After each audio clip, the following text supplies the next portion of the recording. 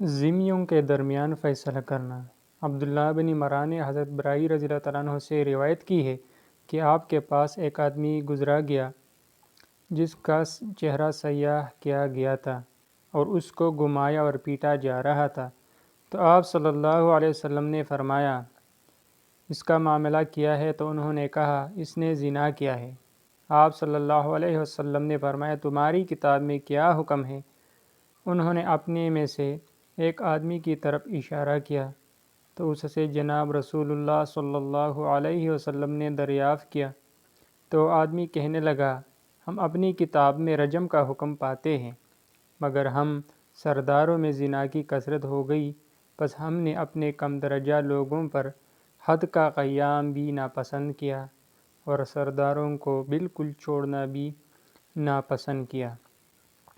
ہم نے باہمی ایک چیز پر صلح کر لی اور اس زنا کو ختم اور اس سزا کو ختم کر دیا۔ آپ صلی اللہ علیہ وسلم نے آپ نے اس کو رجم کیا اور فرمایا جس حد کو انہوں نے مردہ کر دیا میں اسے زندہ کرنے کا زیادہ حقدار ہوں۔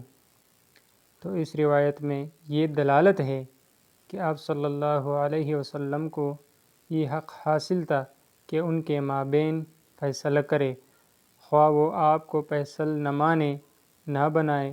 یہ روایت بتلاتی ہے کہ ایسا شخص آپ کے پاس سے گزرا جس کا منہ سیاہ کیا گیا تھا۔ پھر باقی روایت اسی طرح ہے۔ پھر آپ نے اس کو سنگسار کیا جب جناب رسول اللہ صلی اللہ علیہ وسلم نے ان کے اس عمل کا انکار کرتے ہوئے جو آپ کے پاس آنے سے پہلے وہ کر چکے تھے۔ آپ نے ان کو بلایا تو آپ نے ان کے معاملے کو اللہ تعالیٰ کی طرف پھیرا جس کو انہوں نے معطل کر دیا تھا اور بدل ڈالا تھا۔ اس سے ثابت ہوا کہ آپ کو ان کے درمیان فیصلہ کا حق حاصل تھا، خواہ مخواہ وہ مقدمہ لائے یا نہ لائے۔ مذکورہ بالا روایت میں یہ دلائل موجود ہے جن پر ہم نے گفتگو کی ہے۔